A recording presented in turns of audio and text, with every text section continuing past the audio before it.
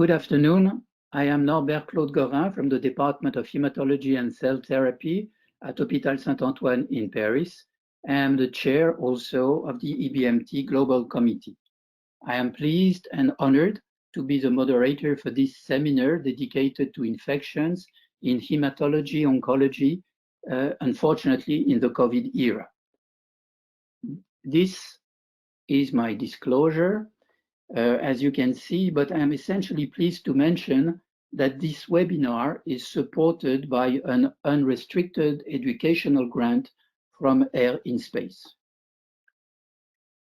We have 3 worldwide renowned speakers, and I am pleased they accepted to participate. The first one is Professor Rafael Duarte from Madrid. Rafael is the secretary of EBMT, and he belongs to the Department of Hematology in Madrid. He will speak about infections in Europe. The second speaker is our Chinese colleague, Professor Wang He from Hangzhou, not far from Shanghai. And Professor Wang He is an expert in stem cell transplantation, CAR T cells, but also, in addition, he chaired the special COVID task force who left Hangzhou to go to Wuhan and help his colleagues during the peak of the epidemics. And finally, Professor Arnaud Fontanet from Institut Pasteur and Collège de France will review the status of the COVID epidemic at this moment and possibly the future.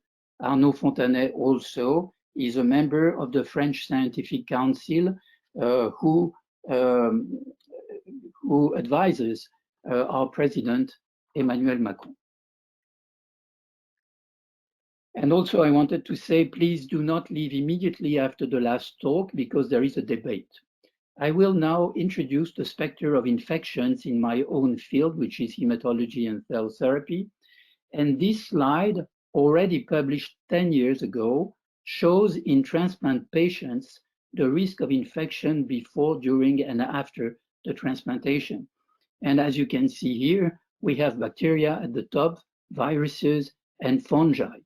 Even though this slide was done 10 years ago, it's still up to date, except that we have to add on the left part of this slide in red, multi-resistant bacteria, and on the right side, insist upon cytomegalovirus, and also more recently about Bika viruses, which popped up with the introduction of haploidentical transplant and high-dose Cytoxan.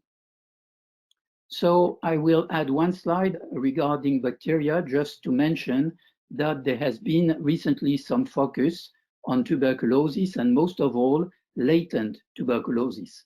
And this is a slide which shows the importance of this risk, for instance, here in red, with a prevalence over 50% of the population in South Mexico.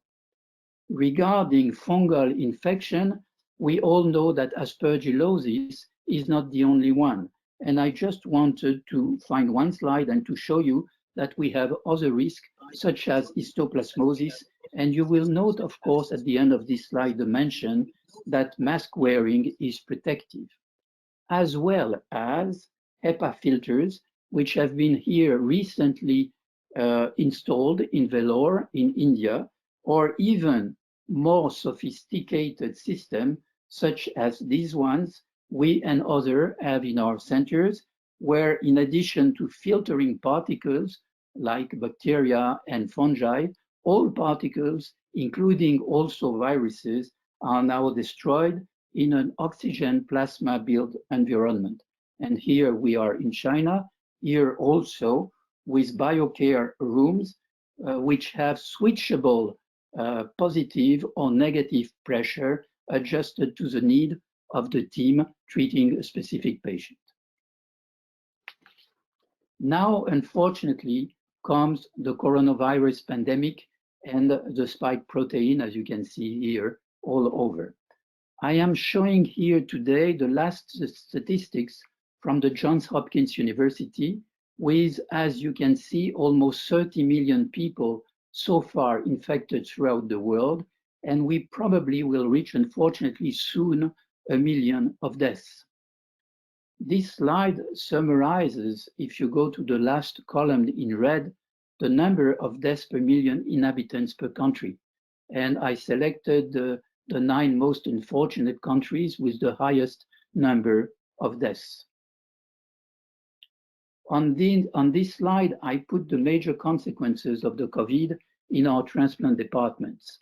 The first one is that the use of unrelated donors has become more complex because of the planification, because of the travels, and therefore the number of unrelated transplants has decreased, and as a consequence, the use of haploidentical transplant has further increased. The same story is true for CAR T cells, the use of which has decreased. And finally, for all these reasons, there is an increased use of cryopreservation of stem cells for allogenic transplantation. Transplants that are not urgent are postponed, and I'm thinking essentially of autologous transplantation for multiple myelomas. Overall, there is a considerable drop in activity, and we also know that some cryopreserved stem cell sources in the end will not be used. And last but not least, there are financial consequences as here evaluated again in Velour and presented to us 2 weeks ago at the virtual EBMT meeting in Madrid during the special session of the EBMT Global Committee by Professor Alok Srivastava. And as you can see, any infection, be it bacterial, fungal, or viral, and I don't even think of the recent COVID infection, multiplies the expenses for one transplant by 2.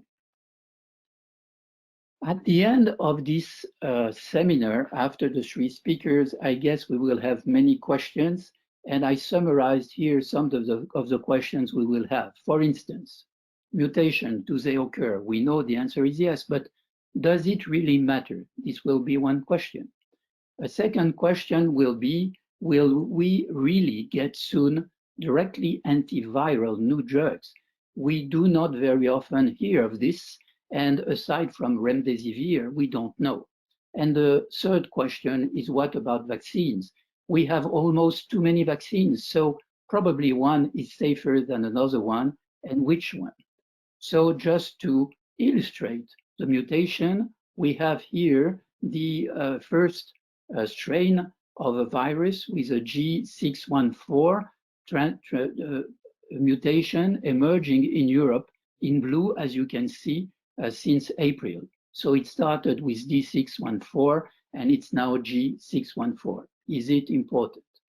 About new drugs, I just selected the first one I saw by pure chance about a drug we don't know very well, which is called opaganib, and which apparently is very effective and more effective than remdesivir, or synergizing with remdesivir in destroying the virus.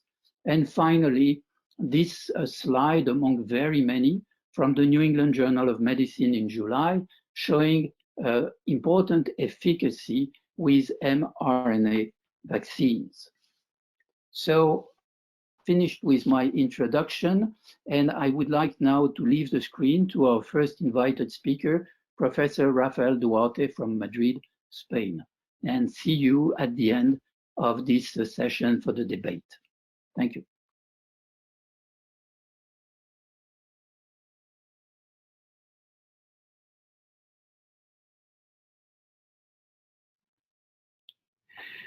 Hello, everyone, dear friends, dear colleagues. I'd like to thank Professor Goran for the opportunity to be here today and to discuss all together about the infectious challenges that we're facing in the era of COVID and give it our own perspective from EBMT and from Europe. I think that it is perhaps a diagram like this that refers to allogeneic transplant recipients, but we've all learned to use as a diagram of risk of infection, of the different risk factors that our patients face, and also what are the high incidence major infections that they suffer. And even though this is quite specific to allogeneic transplantation, acute and chronic GVHD only appears there, many other factors, central catheter, mucositis, neutropenia, impaired cellular and humoral immunity with new drugs also affect many other hematological patients, hemonc patients. The arrival of COVID-19 has clearly brought additional risks to these patients, not only in terms of the infection itself, but also in how the management that we've been forced to do in these patients is also changing the risk for other infections. I'll try to start with general principles, because overall, we can all safely say that general principles should remain. I'll start with prevention. I think that this is very. I'll go quick through this. The general guidelines for prevention of infections need to still be there. The isolation procedures are also still applicable in our patients, and with those come the specific recommendations that we all follow for ventilation, for single room occupancy, for antimicrobial stewardship, and for all of that. The reality is that, as you know, the pressure on the health system and the pressure on the hospital has made that sometimes we have to manage hematology patients in different conditions. For instance, in my hospital here in Spain, at the big initial outbreak a few months ago, even though we kept the hematology ward for transplants functioning the whole time, a lot of the patients that were admitted with COVID went actually to COVID wards, even though part of the hematology team was actually there to look after them. So we kept the expertise of the team, even though in a different location. Of course, these general principles apply to all the infections, bacterial infections, and our approaches to escalation or de-escalation management based off our epidemiology, based on the resistance that we have, and based on the advantages and disadvantages in terms of overuse of antibiotics and the potential antibiotic pressure to induce resistance, all those don't change significantly.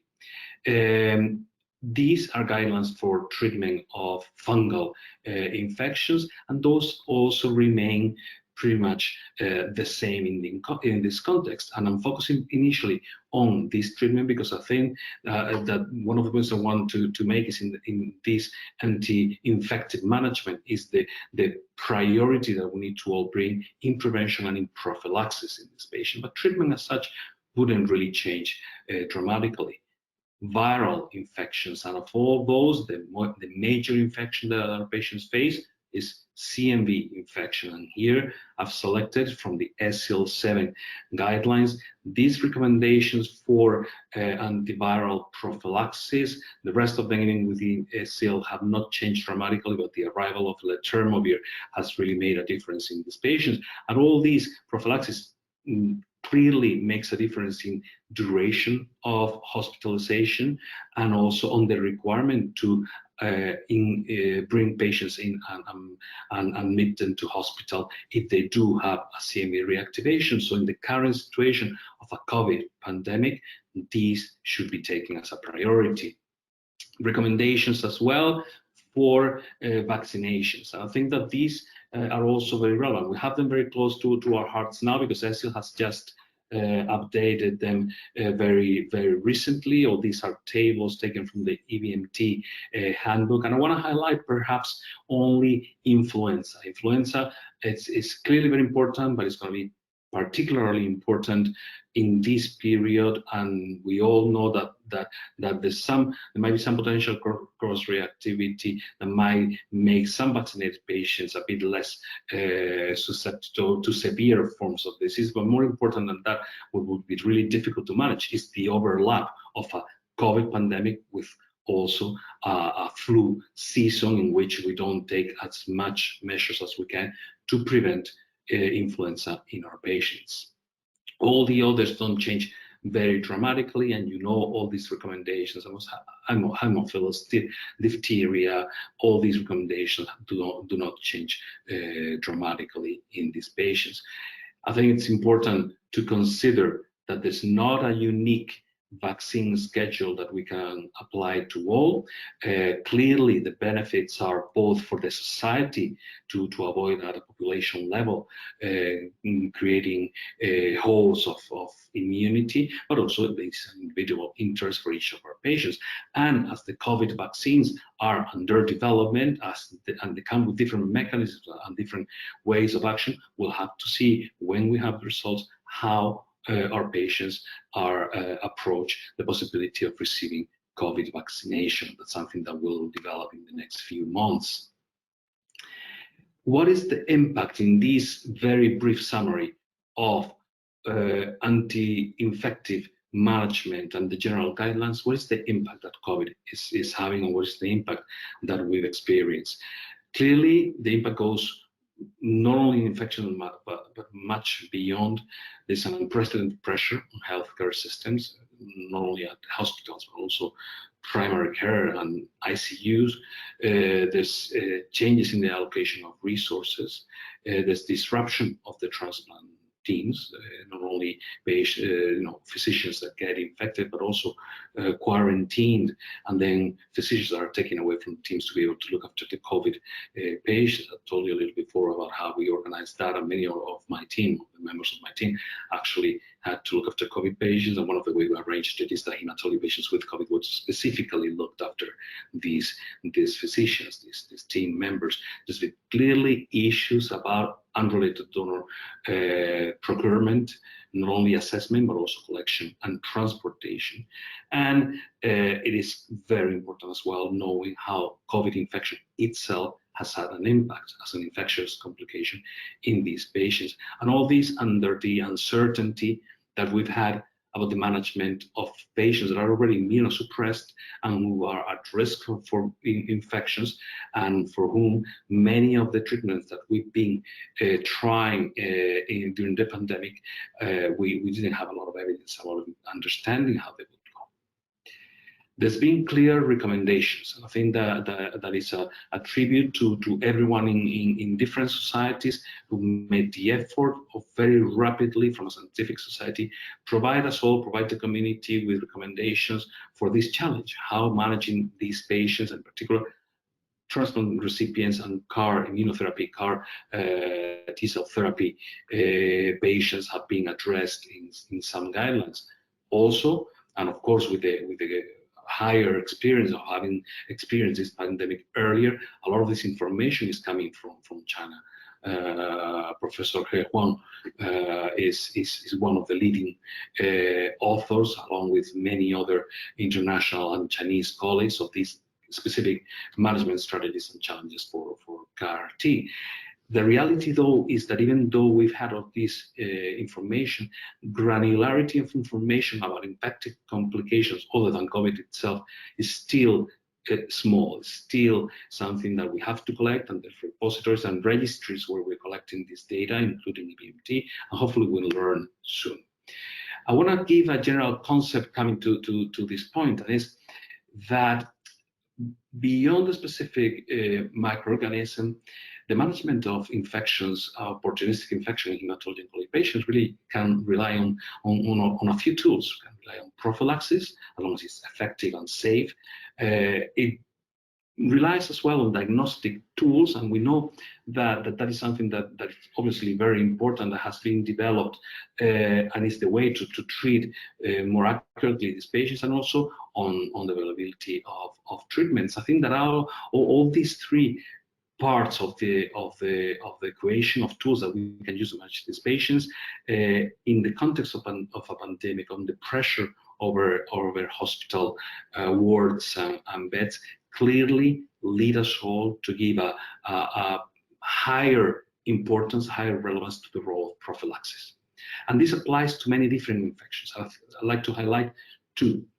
Fungal infections, clearly, fungal infections are not only prevalent, and the rates are in excess of 10, 12, 15% in heme high-risk patients, primarily acute leukemia, myelodysplastic syndromes treating with high intensive chemotherapy for induction, and also allogeneic transplant recipients, in particular those with graft versus host disease. But there are also other patients that still would be benefit from some prophylaxis, even if not necessarily only for mold cover, but high-risk patients need mold and yeast cover for prophylaxis.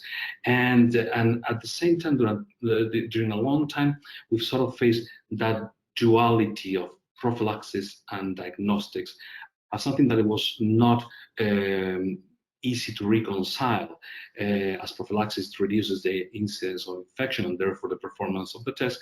At the same time, the tests don't work so well in patients that are receiving some drugs and prophylaxis. So I think that we've made an effort, and I'll summarize this without additional data or slides. And there's a couple of studies. We published the first study in CID in 2014 showing that patients with effective prophylaxis with posaconazole could still be monitored with galactamana, not necessarily in the screening period as surveillance, but yes, in diagnostics still remain useful for diagnostics. And this was validated externally later from another group here in Madrid, from Gregorio Marañón, using a different drug for prophylaxis with caspofungin. And they also showed that we can reconcile effective prophylaxis with diagnosis to treat and benefit patients. This becomes a priority now, even in centers that traditionally might not have used prophylaxis as a standard of care.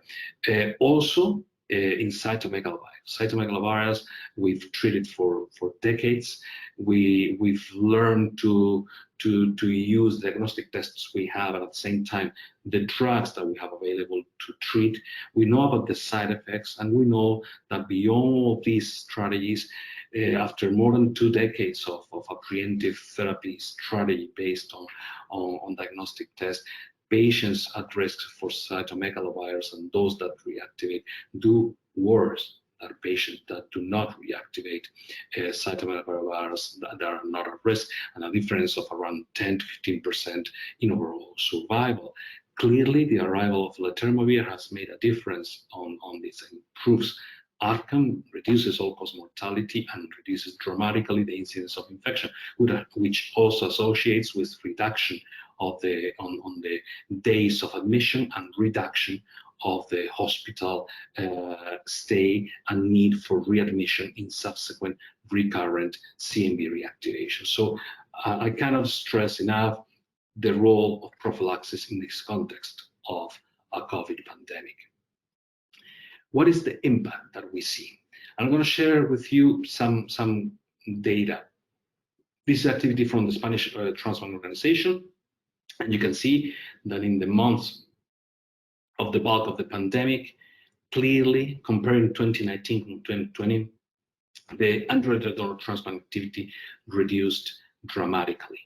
Not only that, we are seeing as well a very sharp reduction in the number of requests for CAR T therapy. CAR T therapy is much more advanced, has been developed much better in China than it has been here in Spain, where we were for the most time, and largely in Europe, where for the most part it's been recently, since just a few months, a year ago, that we started using CAR T cells, and that started being available to our patients. But nevertheless, even though you see, a progressive increase in the use, you can easily see that when in the month of March this year, the request, and part of the committee of the Ministry of Health that evaluates all the requests that still at this point needs to be centrally evaluated. One of the members of that committee, and we were, for the past months, we were very busy evaluating all these requests quite often, because it's got to be at least 3 of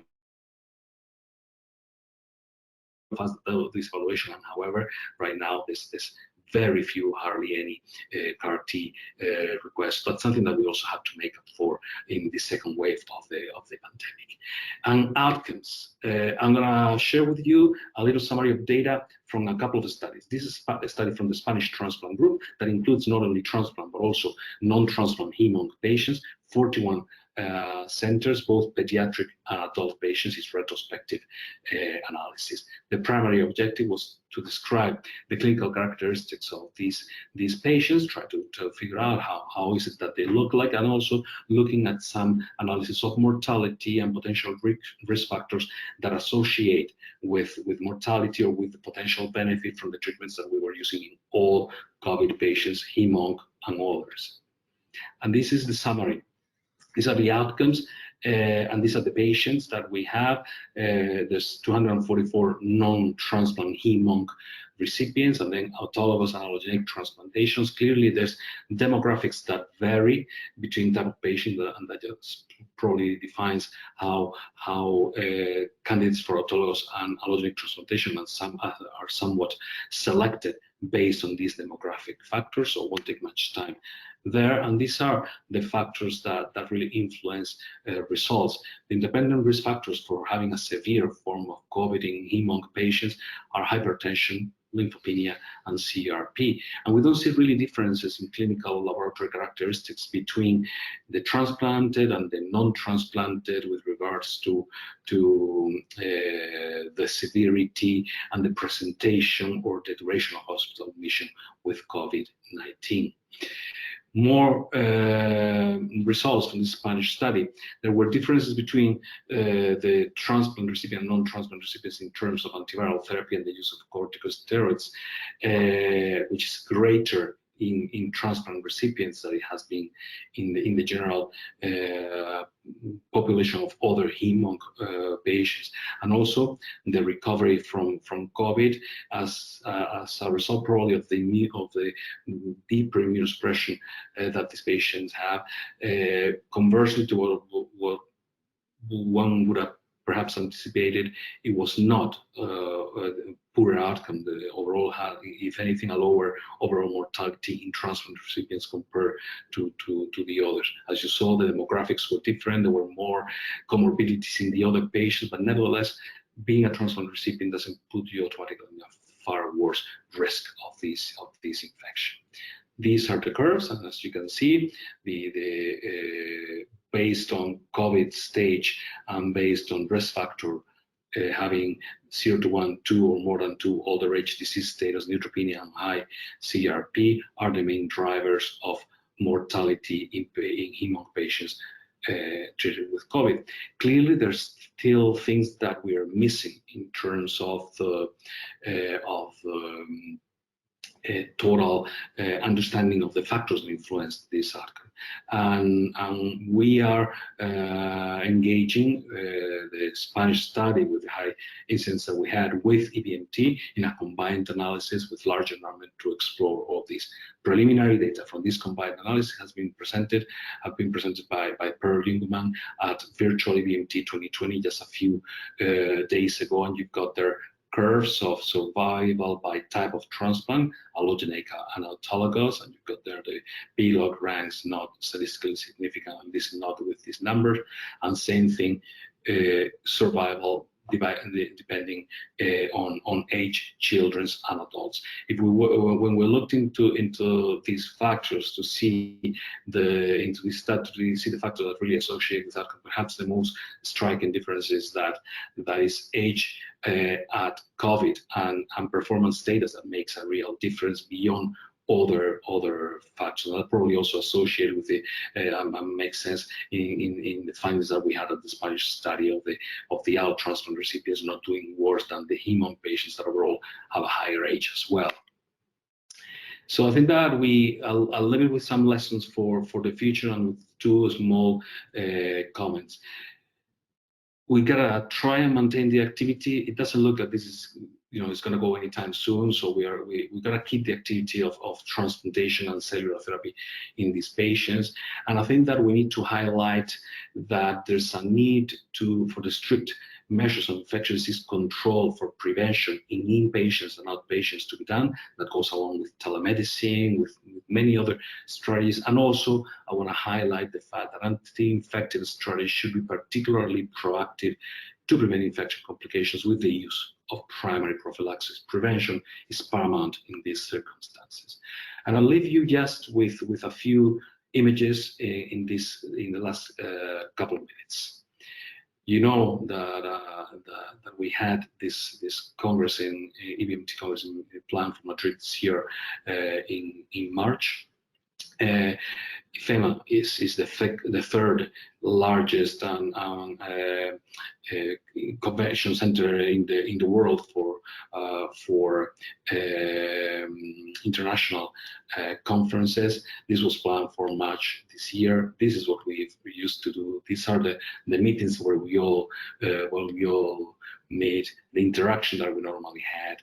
And however, we ended up having to transform that to a virtual meeting, and it's been very successful. We have over 6,700 participants. The sessions have had more participation through the virtual tool that we could ever have imagined in an on-site physical meeting, but clearly also have come with some limitations. This is the map of IFEMA, and this Hall 9 and the North Convention Center is what we were going to use for our Congress.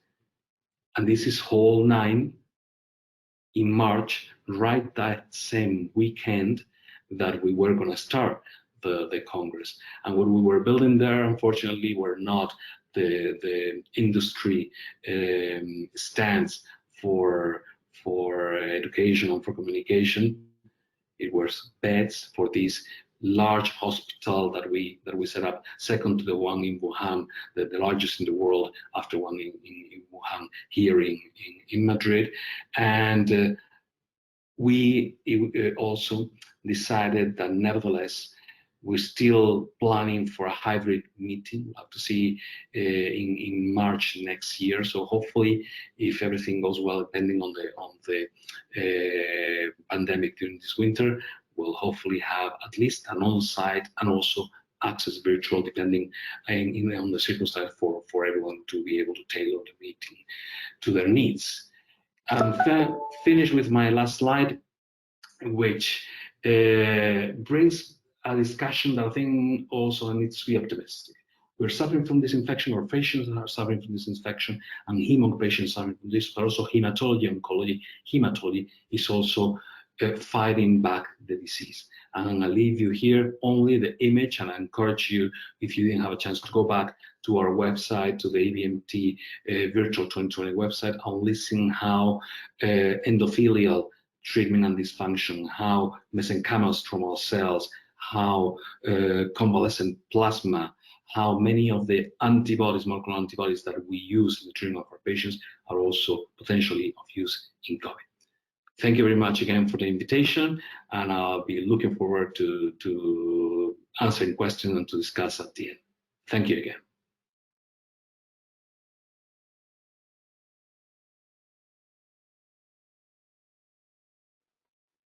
Good afternoon, dear Professor Goring and the colleagues. It's my pleasure attending this meeting.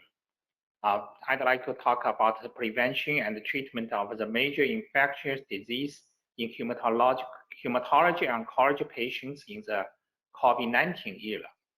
I, Dr. Huang, come from the Zhejiang University School of Medicine, First Applied Hospital.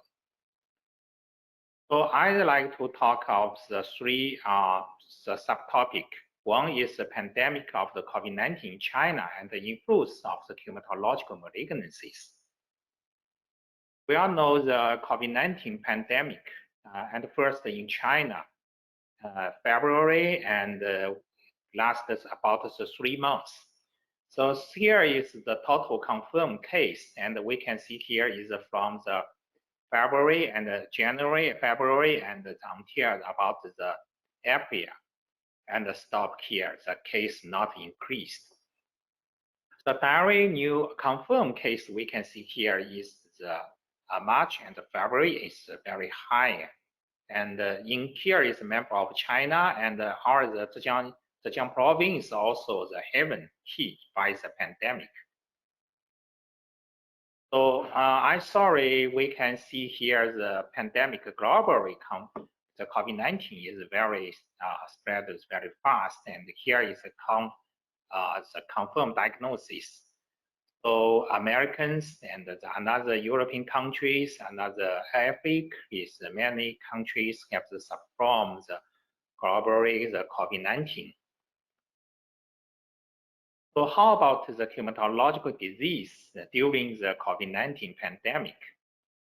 Here is the publication in China, the Wuhan hospital, and the total is 21 hematological disease patients suffer from the COVID-19. And they compare the analysis comparison of the overall survival in patients with hematological malignancies patients and by the COVID-19. And under the intensive chemotherapy and undergoing intensive chemotherapy or immunosuppression, and we can see here the patients if the receive the chemotherapy or immunosuppression treatment, the survival is very, very poor. Another publication also analyzes the influence of the COVID-19 on the hematological disease. We can see here that in patients with the uncontrolled hematological malignancies and 10 of the COVID-19, the mortality was 33%. Is the higher is 63% versus the control is 80%. So in patients with uncontrolled hematological disease and the 10 of the COVID-19, the mortality was higher, 44. The transplantation patients' mortality is also high.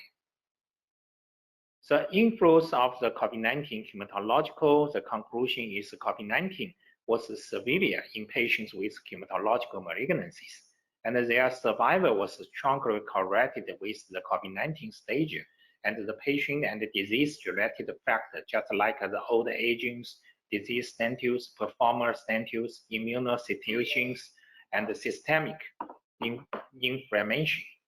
The prolonged incubation period, the complied laboratory patents, and the confirmed radiological finding might eventually lead to the misdiagnosis of COVID-19. And the hematological cancer treatment during this critical period should be adjusted on the case-by-case basis. The importance of the home-based oral chemotherapy or reduced clinic-based simplified chemotherapy regimens with the higher therapeutic efficacy and low toxicity for patients with hematological malignancies. So second, I'd like to talk about the management of hematological malignancies in the COVID-19 era. And here is the special characteristic of the hematological malignancies patients. Here is the publication by the Wuhan hospital. Such the patients is suffer from the COVID-19 in the hematological malignancies. We can see here the clinical characteristic intervention by reported COVID-19 case. The fevers, paroxysmal dry coughs, and the productive coughs, and I think the respiratory resistance manifestation is very important. And for the CT scan, we should differential diagnosis for another virus infections. Here is a special characteristic of the hematological malignant patients. These patients is 51 years old, was confirmed with COVID-19. We can see here the CT scan shows the changing. And here is another patient is the CMV pneumonia, and 26 years old male after allogenic stem cell transplantation. We can see here the CT scan shows the different, and it is more solid in the COVID-19 patients. The CT scan changing. A special characterization of the hematological malignant patients. The rest common and more delayed clinical features such as mild fever and the no productive cough. The laboratory results of the coexisting hematological malignancies might not quite consistent with or even contradict with the reported COVID-19 specific patterns. Due to the function defect of the T cell or the monocytic macrophage system, the imaging results of the hematological malignancy in the individual won't divide from the typical presentation. The incubation period of the COVID-19 and the disease course of the COVID-19 could be prolonged in the background of the hematological malignant disease.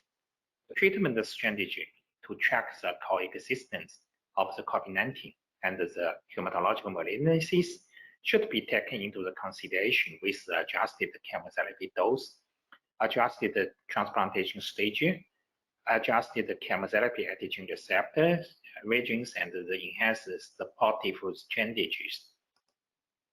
In our sentence, we have the published articles, and we provide the protocol and the flow of the algorithm of the hospital admission procedure of the hematological malignancies patients during the COVID-19 pandemic. And such the patients in our hospital, and first we'd like to confirm the evaluated high risk area or the low risk area. And for the high risk area, we should first check the clinical symptoms. If the positive, we'd like to blood test just the CT scan and the antigen, the COVID-19, and the MDT discussion, and another antibody, COVID-19 antibody detect. For such patients with the evaluation of the tumor burden, and then we'd like to divide the new diagnosis, relapse, and refractory, and remissions, and we have the different treatment. And for such the history of the exposure of the clinical symptoms, and we'd like to check the chest CT scan, blood, and the antigens, and we'd like to divide it into different wards. Here is also a summary, the overview of the management strategies of the hematological malignant patients during the COVID-19 pandemic. So, and first, the identification of the hematological malignancies patients are typical COVID-19 clinical manifestation, just like cough, fever, dyspnea of the even in the chest, tightness, the long incubation period, and another should be the diagnosis and the differential diagnosis. We should be perform some of the tests just like the antigens antibody. And then the adjusted treatment regimens for the hematological cancer. For such patient, special time, maybe the oral and the take-home therapies are preferred. And the simplified regimen for the reduce the hospitalization and determine deferment of the treatment for the stable and the no high-risk blood cancer follow-up. And the hospital management for the hematological patients, if such the patients and in our hospital improve the emergency response for the hematological oncology ward, remote medical guidance and the therapies, and the peer report of the suspended and confirm the patients. And we'd like to enhance our education, the personal hygiene and the preventive medicines measures, just like the wearing face mask and the proper hand wash and the social distance is very important. And another is the quarantine and isolation, the fixed caregivers and the adequate nutrition. And finally, the intervention and the management of the COVID-19 infection. If the patient's diagnosis from the COVID-19, and we have to the special ward for the special treatment. And for the transplantation ward, because all the perform the many cases every year the transplantation. How about the run the transplantation ward in the COVID-19 era? So the optimization of the screen and admission process. And in our hospital, there is the fever clinic. And first, the independent area, standardized procedures, 3 zone and the 3 passengers, and preview the changing patients classification independent functional section and the patient management. If all the patients should be wear the mask and minimize the staging time. And the pre-transplantation, we would like to manage the hematopoietic stem cell transplantation. It's a high community prevalence area, and we should the emergency transplantation and screen for the COVID-19 and the chest CT scan and the genomic sequence and the detection of the serum antibody. And if negative, the positive and we move to the special wall, and the negative we will continue go on for transplantation. For the transplantation and the unrelated donors, sometimes is very restricted because this is shaping and the cryopreservation, and we'd like to cryopreservation in advance of the transplantation before the condition regimen. And an alternative haploidentical, the backup, and corrected and cryopreserved autologous stem cell transplantation as a backup. So another the related donor also we suggest the patients have the backup donor and the autologous and the GCS and the flexiform based the mobilization regimen is preferred. And the post-transplantation, the education patient and all family members on the instruction regarding isolation and preventive measures. The self-isolation and home and minimize the number of the family member to visit, and the telemedicine visit or online visiting, and explore ways to the patients have the good blood test away from the busy area in hospital, so isolation the patients. The hematopoietic stem cell transplantation in all the BNT, we just say the China the peak pandemic COVID-19 and from the February to the April and this time, and we also performed the 49 patients received the transplantation, including the 39 haplotransplantation and 4 is identical siblings, and 1 is the unrelated donor, and 5 the autologous stem cell transplantation. And in China cities, another cities was hit face the risk of the explosive spread of the COVID-19. And so we will have such the recommendation, the protocol to avoid the risk of the pandemic. And for another platform is CAR-T treatment, because all the perform the CAR-T many cases. So how about the CAR-T patients, the COVID-19 era? The clinical characteristic of the CAR-T therapies candidates, because such the patients and the always aggressive or progressive disease, and the CAR-T therapies might be the sole options for those with high-risk hematological malignancies.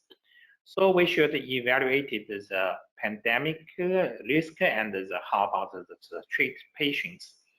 And the rapid disease progressions require the temporary manufacturers and the infusion of the CAR-T cell into these patients. Hence, weighing the risk and the benefit of the CAR-T therapies and improving the practical efficiencies of the treatment during this critical period of utmost important. So here we also have to provide protocols. How about the admission procedures for CAR-T treatment during the COVID-19 pandemic? And we suggest the evaluation of the pandemic prevalence and the high community prevalence and the low community prevalence. And if the high, we at first the wait and watch and risk 14 days and the screen and the differential diagnosis, RT-PCRs, longer CT scan, and the serial IgG-IgM detection and the expert consulting. And if the negative and the weight differential the diagnosis of the COVID-19, the patients receive the CAR-T treatment and the discharge instruction, and we will suggest the patients wearing the face mask and wash hand, social distancing, minimizing the visitors, avoiding the crowd places. Follow-up, we suggest the patients online follow-up with the 24 hours and any time if necessary. The outpatient follow-up in the local hospital, such as the community hospital, IVIGs, replacement injection. So for the CAR-T cell donors, also we should be screened the COVID-19. And for the symptomatic donors, we will evaluate the epidemic histories and the evaluation of the clinical manifestation.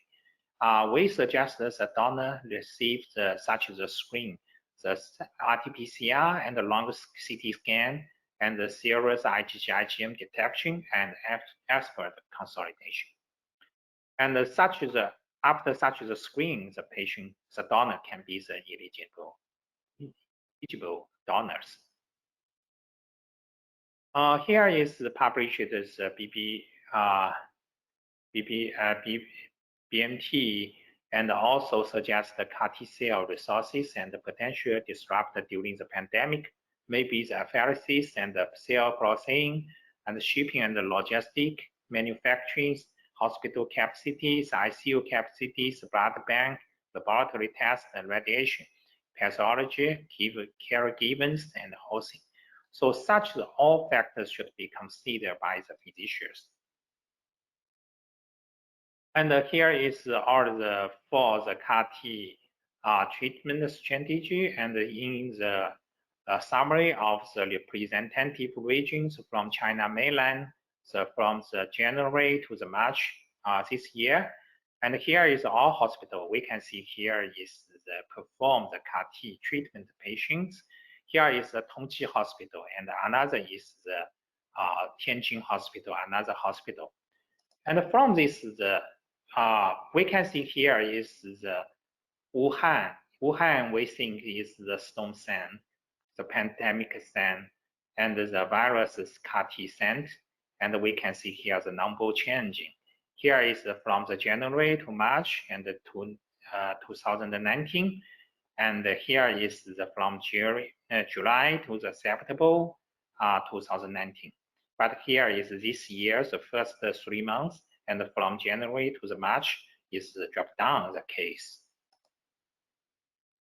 So strategy in infection disease during the COVID-19 pandemic, the patients with cancer with the fever or respiratory syndrome consider causes in addition to the COVID-19, including other infection and the therapies related to pneumonitis. Clinicians should be alert on the possibility of the alternative or second infection, and the vaccination against the influenza, and hence to the another recommendation measures to reduce the infection risk. Patients with hematological oncology disease develop the symptom should be minimized, treated related immune suppression to reduce the risk of the drug-linked reaction. Finally, we'd like to talk the clinical trial in the CIS induced by the CAR T and the COVID-19. We all know the CAR T and the COVID-19 all induce the patients suffer from the cytokine release syndrome. The cytokine release syndrome is potentially life-threatening symptoms caused by the viral infection, autoimmune disease, and the administration of the antibody-based therapies. And the cytokine storm symptoms and the pathological and the potential precision therapies here is the list. And the CIS-induced CAR T treatment is induced by the direct target cell releases with the consecutive release of the cytokine. This cytokine triggers chain reactions due to the activation of the innate immune cell, like the macrophage and the endothelial cells with further cytokine release syndrome. So we'd like to ask a question, some difference or similarity between the CIS induced by CAR T or the COVID-19. And we analysis our hospital, and the COVID-19 group is 40 patients, and the CAR T is 41 patients from all the hospital, and the treated such as grade 3 or more, the severe CIS. And we can see here, one is group is COVID-19 group, is a CAR T group. And there are some difference. Here is the maximum temperature, and the CAR T temperature is higher, and the cough and the COVID-19 is higher. And another is just like breathing disease, breathing difficulties is higher in COVID-19, and the hypotension and hypoxemia also. And we can see here is the CIS induced the CAR-T and COVID-19. And here is the incidence of the clinical symptoms and the COVID-19, CAR-T, and the expectation. Here is the CAR, expectation, dyspnea, hypoxemia, and the hypotension. There are some difference. And COVID-19 and CAR-T, there is the maximum temperature, and here is we can see the CAR-T patients is higher, and the duration of the fever is also. And the peak serum level of the cytokine, procalcitonin, and the C-reactive proteins, the dimers, and the ferritins, and with the grade 3 or 4 CIS in COVID-19 group and the CAR-T group.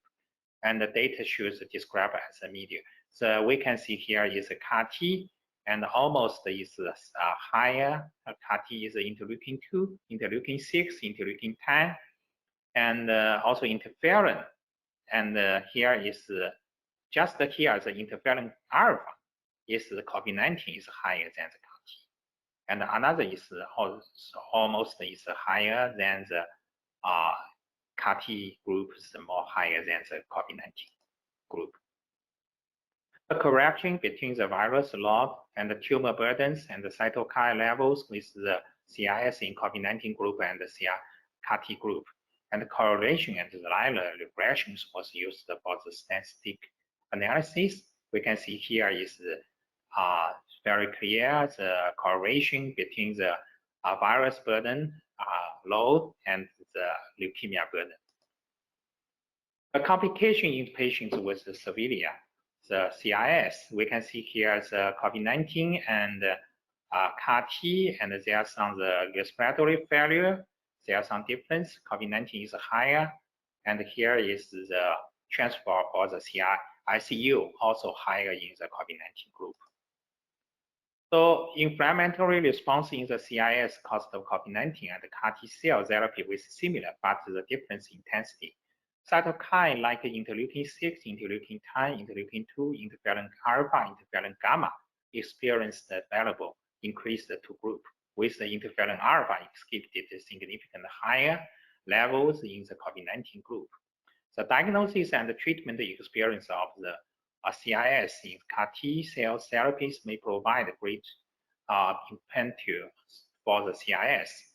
Interferon alpha inhibitors and the CIS COVID-19 specific CAR-T therapies may be feasible therapeutic with Korea's further investigation and clinical experience. So I think the COVID-19, the pandemic, and the CAR-T, and we have some similar symptoms, but I think the mechanism is a total difference.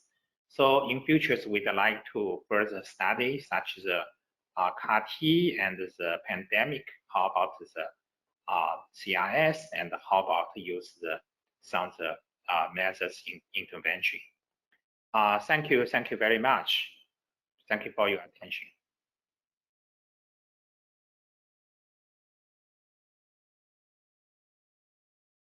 So hello everybody, it's my pleasure to give this lecture on the COVID-19 pandemic. The title I use is Season 2, meaning that for many countries we have had our first wave, and now I would want to share with you my views on what we have to expect for the coming months. I know some countries are still in the middle of the first wave, but basically I think that this talk will address many different issues that will be relevant to all of you watching this video. So my name is Arnaud Fontanet. I am a professor at Institut Pasteur, the head of the Department of Global Health. I'm also teaching public health at the Conservatoire National des Arts et Métiers, and I was also making a course on pandemics at the Collège de France last year. And finally, I am a member of the Scientific Council advising the French government on the COVID-19 crisis, and I have no conflict of interest to declare. I will start by focusing on the situation on France. As you can see here, this slide is showing you estimates made by mathematical models of the proportion of people that have been infected at the end of the first wave in France. We are on May 11th. And as you can see here, the estimate is that about 4.4% of the population of France has been infected between February and April, to make it simple. And that epidemic began in the eastern part of France, as well as in a cluster in the northern part of France. And this explains why these regions of France have been more severely hit. We believe that about 10% of people have been infected there, whereas about 5% of people have been infected in the middle of France and only 3% in the western part, which is called Bretagne. The R0, the basic reproductive number, which tells you for each patient how many people will get infected, was estimated at 3 at the beginning of the pandemic, or in the epidemic for France. This is in the absence of control measures, when the virus was circulating freely in France because people were not aware yet that it had arrived. And mathematical modeling tells us that the proportion of people that would need to be immunized for the virus to stop to circulate spontaneously, freely, with an R0 estimated at 3, should be 1 minus 1 over R0, which in this case will make 67%. What we are saying here is that it will need 67% of the population of France to be infected with the new SARS coronavirus before the epidemic stops spontaneously. The first question I'm going to address is, as you may know, France, like many other countries, had to put in place a lockdown. That happened for us on March 17. The first 2 weeks of March was a time where the epidemic was raging in France, and the Scientific Council, to which I belong, advised the government when we met for the first time on March 12 to move quickly to a lockdown, which was put in place on March 17, as intensive care units in France were just completely overwhelmed with patients arriving with this very severe lung inflammation. And in the eastern part of France and the northern part of France, the intensive care units could no longer cope with those patients arriving in very large numbers. So the decision was made to put a lockdown on France. But the difficult one was, should it be restricted to the parts which were most affected by the epidemic, I mean the eastern part of France and the northern part of France, or should it be done nationally? And of course, you realize that the social and economic cost of a lockdown is huge. So that decision was not an easy one to take at that time. We finally decided to go for a national lockdown, and retrospectively, when we got the data completely consolidated, we realized that we were probably right. On this slide, you can see the 13 regions of France, and you have here the epidemic curve based on the admission to hospital. Here is a threshold of 1 admission per 100,000 inhabitants, where we would consider that the epidemic has gone wild when you reach that threshold, and that it would be extremely difficult to stop it with typical control measures, particularly at a time where in France we did not have enough tests, we did not have enough masks. So as you can see here, all the region of France end up reaching that threshold before peaking. The first one to reach it was the Grand Est, which is the eastern part of France, and you can see that that was around the 10th of March, and that's where the epidemic curve was worst. This is northern part of France, and Ile-de-France is Paris and its region, and you can see also that this threshold was met quite early.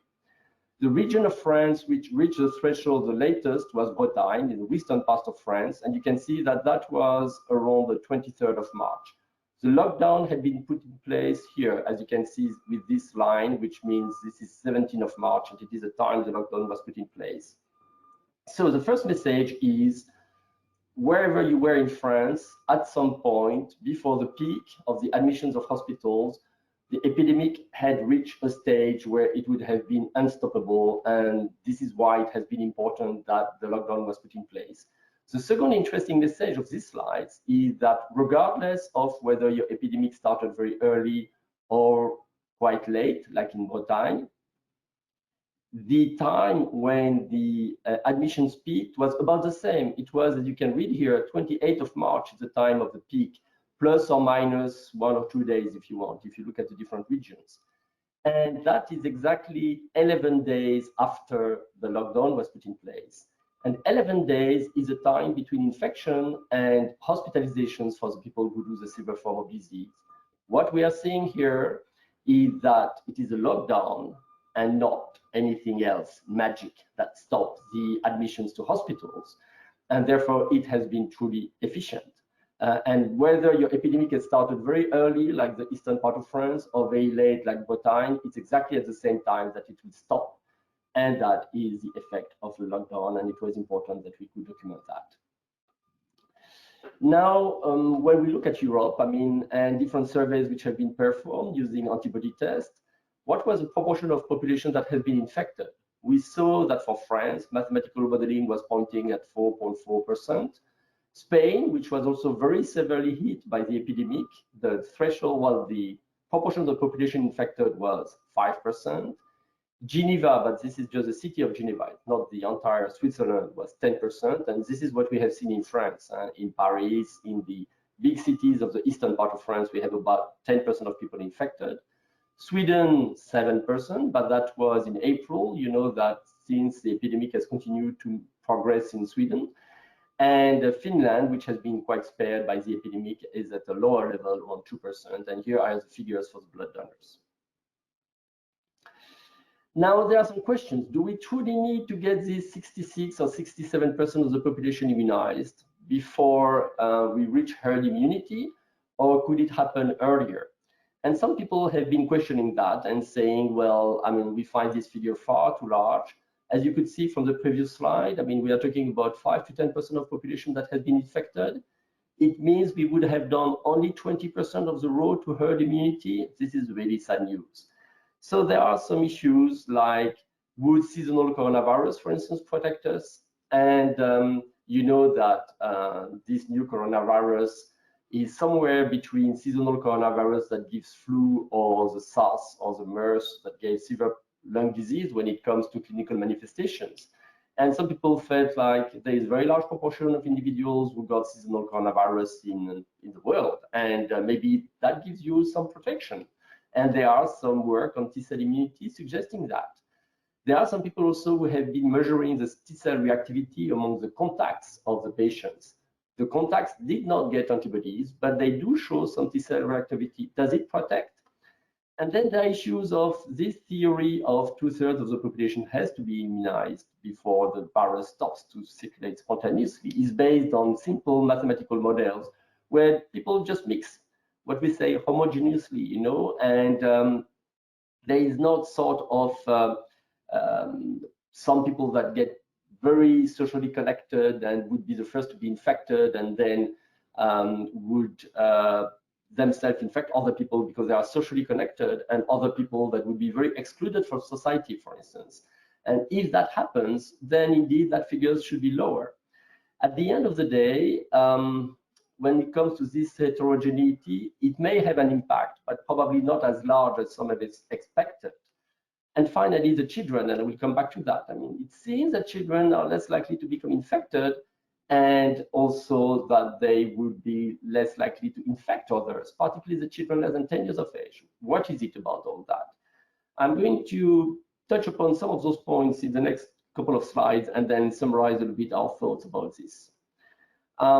We had actually in France a natural experience of infection in a place where people thought of mixed quite homogeneously, which was an aircraft carrier, Charles de Gaulle. And there, the sailors were on board on 15th of March. They waited 2 weeks and were very careful trying to find out is the disease on the ship or not. And then after 2 weeks, there were no declared cases, and they felt like, that's fine. We did not embark with the virus. And they started to mix more like they usually do when they are sailing. And then the epidemic started, as you can see here. And out of 1,568 sailors, 70% of them got infected. And that tells you basically that in a place where you mix like you would on a ship like this one, Well, you do reach the herd immunity before the epidemic stops. And the seasonal coronavirus, for instance, didn't play much a role. The immunity that some may have got being in contact with others that got infected first also did not play much a role. And when it comes to this story of homogeneous mixing, clearly 70% would be the figure that you reach. And as I said, some models that have been worked since do suggest that eventually, if you have some very highly susceptible people that get infected first, or if, for instance, the older people do not mix socially as much as the younger people, you may decrease your 67% to something like 50%, but probably not much lower. The children, the data are a little bit complex here. What we all agree with is to say that they develop mild disease. It's very rare that children do a severe disease. There are some indications that they are less susceptible to infection, but it's a bit controversial. When you look at the viral load in their throats, clearly they have the same viral load than adults, so they should be as contagious. However, when you look at the data, and particularly among children less than 12 years of age, it seems that the virus doesn't spread as easily from children of that age to others or to the adults. That could be eventually because they are less symptomatic, and because they are less symptomatic, they don't cough, and therefore they are not as contagious. Now let's move to history and what is happening. How do you reach herd immunity naturally? Naturally is what has happened with those pandemic flus. You know, we had 100 years ago the Spanish flu, and then we had 3 other pandemics, the last one being in 2009. And what did we learn from those pandemic flus? Well, you do have several waves. You don't reach that herd immunity in one go. And for the pandemic flu, the first wave started in the summer and then was followed by another one in autumn and then in the winter. The first one actually did not kill that much. The case fatality rate was 0.35%. But the second wave, the autumn one, as you can see here with the death, did kill more, 2.3%. And the third one was sort of in between. But as you can see, there has been several waves, and there have been some control measures taken for the Spanish flu. That was less the case for the 2009 pandemic, where fortunately the virus was not that dangerous. And there have been also several waves. Here you have New York, where you can see the first wave was in the spring and the second one in the autumn and winter. And if you look at the United Kingdom, you have 3 waves. First one is the summer 2009, second one in the autumn, and then you have to wait for the winter 2010 to see the third wave. So these are 3 cumulative waves before you can reach for pandemic flu, the herd immunity, and it becomes completely seasonal. And as you can see, season makes an effect, but probably not the first year when nobody is immune, when you do have some circulation of the virus, despite the fact that you are in the summer. But later on, it becomes seasonal, like all of respiratory virus. When it's cold, people are inside, and those viruses are more easily transmitted indoors. So what do we need to control the viral circulation? And this is the way I'm going to end this talk. As we have understood, for the SARS coronavirus, there are currently 2 pillars for controlling the epidemic, which have been used in Asia, particularly with success. You need to have those barrier measures that you all know. I mean, we have a physical distance of 1 meter. You wash hands, you clean the surfaces, you wear a mask, and you try to be careful with the confined environment, because clearly it is there that you have the largest clusters. Then you need to test, trace, and isolate. And the testing so far has been done with those tubes that you put in your nose, which are a bit uncomfortable, and get your results after 2 days. What I hope for this autumn of 2020 is that we will soon have salivary tests, which gives you results in less than 1 hour, and that much more convenient because it's not as unpleasant, I would say, than getting this nose test. And we may eventually also use those smartphone apps which tell you whether you have been in contact with somebody who got infected. Currently, they don't work that well. Matter of how to parameterize them, but well, I mean, maybe with some progress, they could be very useful for the tracing.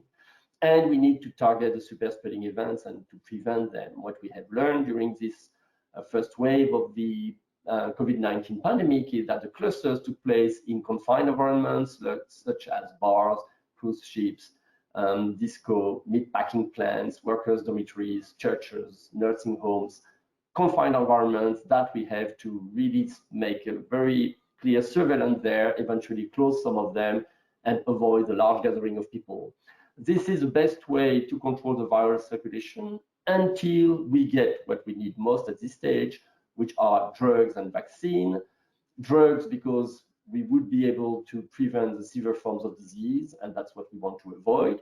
We have made some progress with the anticoagulating drugs, like the heparin like of drugs, with these corticosteroids. I mean, they have been proven effective if they are given at the time you start to develop the complications.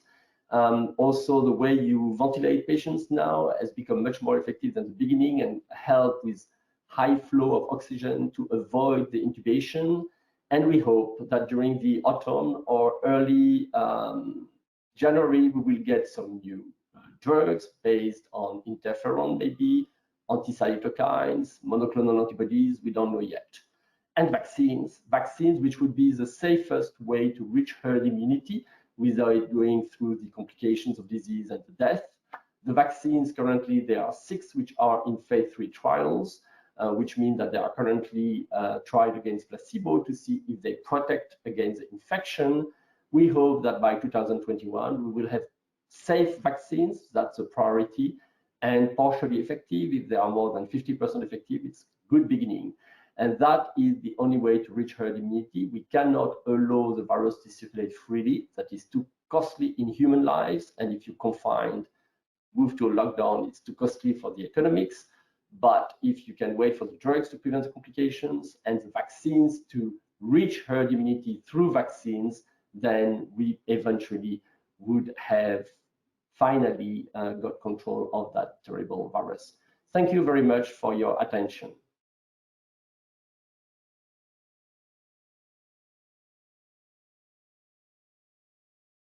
We have 15 minutes, and first of all, I would like to thank the speakers. I myself was very much interested by your 3 talks. So we have some questions from the audience. I will start with them, and then I will switch, if we have time, with questions, different questions. First of all, please answer quickly so that we have time for each speaker to give the answer. The first question is for you, Rafael Duarte. One of our colleagues in the audience is interested in knowing when do you start doing a chemotherapy course or maybe a transplant in a patient who got the COVID and recovered. Suppose you have, for instance, a lymphoma patient who received 2 courses of chemo, and then you are to go to the 3rd course, but unfortunately, in between he gets COVID, and then he recovers. How long do you wait after recovery before giving the 3rd course, for instance? Yeah, absolutely. That is a very relevant question, because that's what we've been facing in many of our patients. The reality is that we don't have strong evidence to base a formal time course, and what we all ought to do is just adapt that to the type of patient and the severity and aggressiveness of the disease. Professor Goran before mentioned, for instance, the issue of autologous transplantation in myeloma, courses of chemotherapy, procedures that can be safely delayed, will delay it for a period of time. And initially, within the Spanish group, recommendations went up to 3 months. And then we've seen similar things in other groups.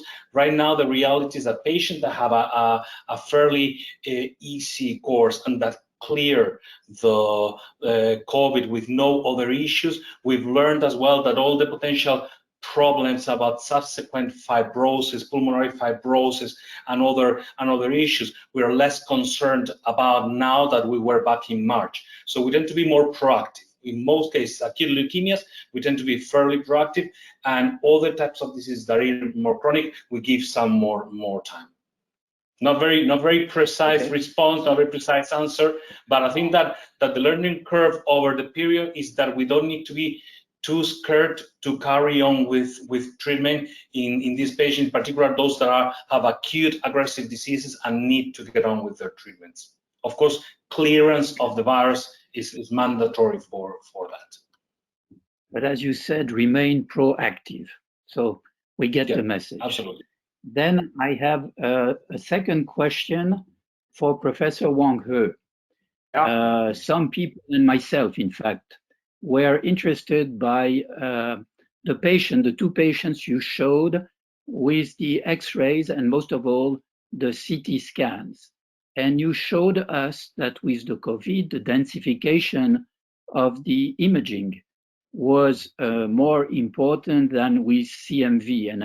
And I understand why you compare CMV and COVID, because we get both in hematological departments and probably elsewhere. So the question is just a very simple question. Did you reach the level of expertise when looking at the CT scan, you can say, well, this patient has COVID, 99% of chances, and that patient has CMV. Would you reach this level of expertise? I'm not speaking, of course, of the lab test. So what do you think on imaging? Okay, thank you very much for Professor Goring's question. I think for the COVID-19 patients, because it's all the hematological malignant disease patients always suffer from some infection, the primary infection, especially the virus infection. So I think it is very important to do the screen, the differential diagnosis. So we suggest the screen diagnosis, including the pulmonary CT scan and the COVID-19 antigen, RT-PCR sequencing, gene sequencing, and combine the COVID-19 antibody. So I think because the confirmed diagnosis should be performed gene question sequencing, and we can see the confirmed diagnosis. But for the differential diagnosis and the screen diagnosis, I think the chest CT scan is very helpful. So in our hospital, we have the fever clinic. If such the patients suffer from fever, and first we will combine the chest CT scan and gene sequencing and the antibody. And in 3 hours, we can get the results. If the patient is suspicious of COVID-19 infection, we will isolate the special room, and maybe we will observe. And then we will confirm diagnosis. I think it is important we will quarantine and isolation for such a suspicious patient. Okay, thank you. Then I have a question for Professor Arnaud Fontanet. So you showed what happened with the lockdown, with the confinement.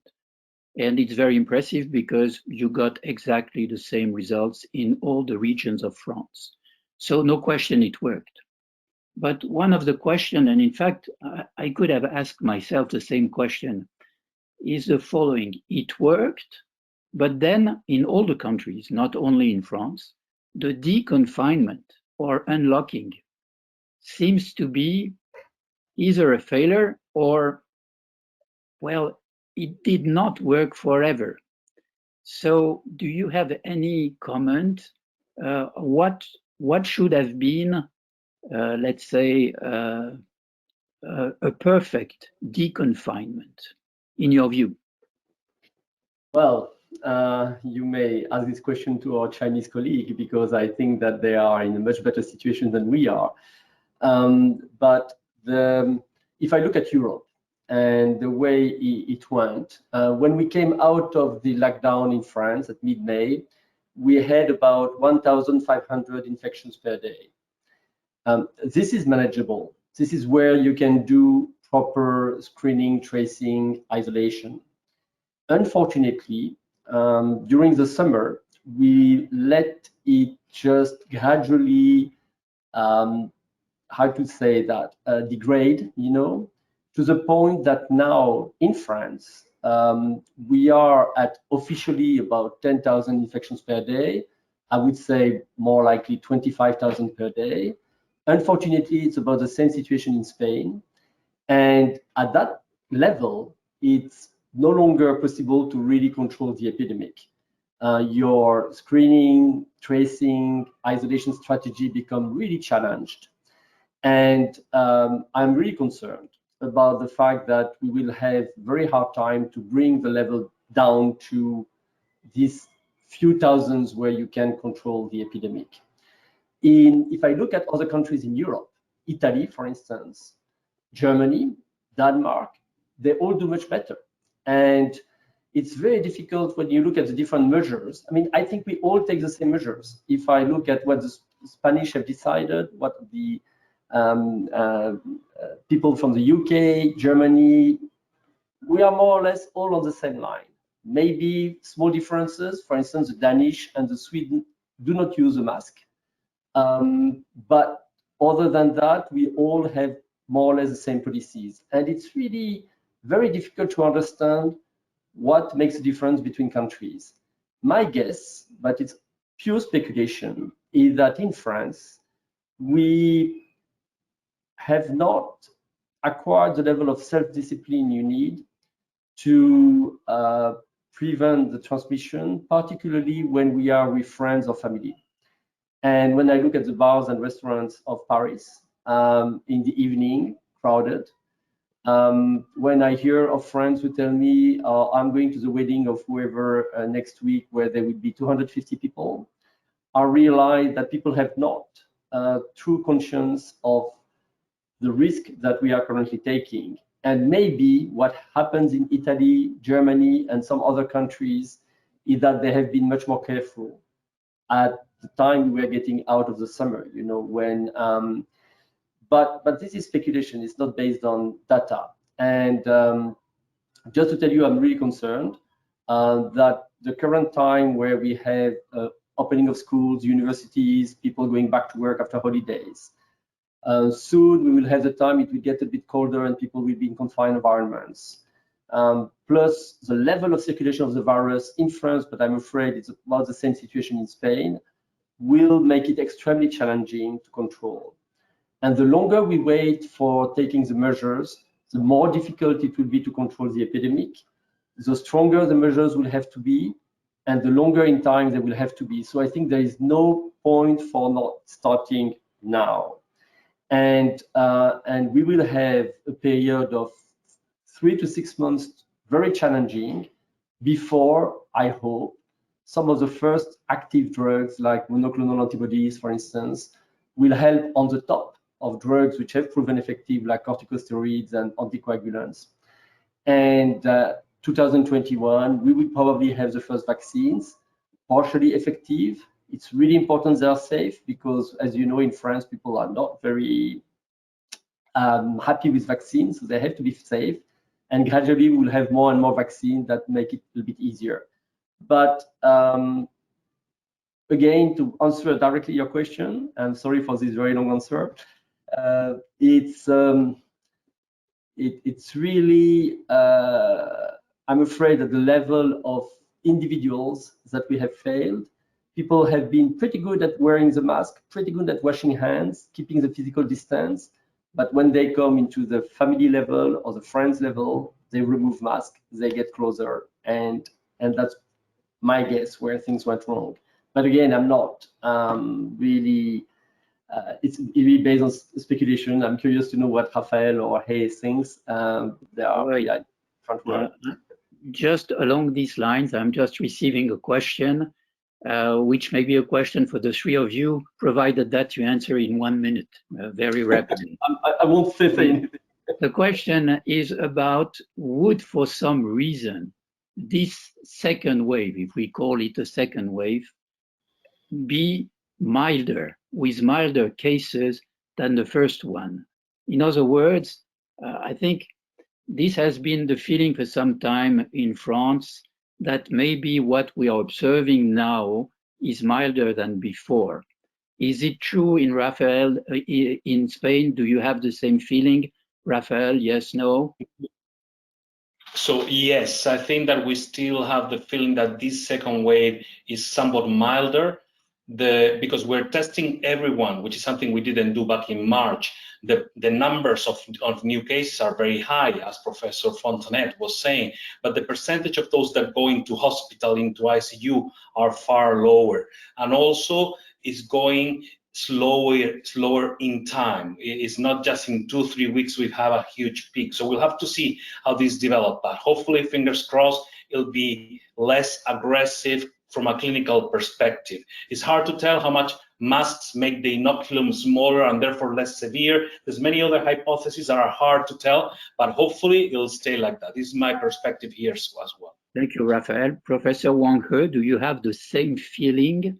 I mean, well, we think that there is no more case of COVID in China. Is that true? And if you still see some of them, are they milder? Yeah, in fact, and China, no new cases and about the 4 months. And recently, and every month we will detect such the incidence of the new case. And the majority of the new cases is import from the foreign countries returned here. And there is very small cast incidence. And in China, if such the situation, and we will close the lockdown the city. And now, until now, and the safe and the majority of people can move free and can active free. But we will caution maybe the second wave, and maybe the autumn or the winter, spring, and maybe the return here and the second wave again. So now we will have the strict the measures for the protect, and just like the wear the mask and the isolation and the social distance, and we will also brought down. Yeah. So we will finish with Professor Fontanet. Do you have the same feeling in France, or are you more anxious? I'm more anxious. I'm more anxious because if you analyze the age of people who get infected, and you know the level of severity is very much depending on age, you can reproduce the hospitalization curve just because the population that got infected during the summer was younger. However, now the virus has spread to older generations, and now we are starting the rise of hospitalization and intensive care units in France. And I'm afraid that it will become very tough in 2 to 4 weeks. As you have seen, Marseille and Bordeaux, 2 cities in the southern part of France, had their intensive care units already overwhelmed by patients, and that will continue in other cities of France. It's just a matter of age distribution of the infections, unfortunately. And as Raphael was mentioning, it's not going as fast as in last March. The doubling time of cases in last March was 3.5 days. Now it is 2 weeks, but 2 weeks it goes extremely fast. And currently we have 25,000 cases in France. 2 weeks from now, 50,000. 4 weeks from now, 100,000 if nothing is done. So I can only again urge to take very strong measures very soon. Okay, so we will finish now. So let me thank you again. Thank also Air in Space, who support this seminar, and thank the audience. So bye-bye everyone, and thank you for participating.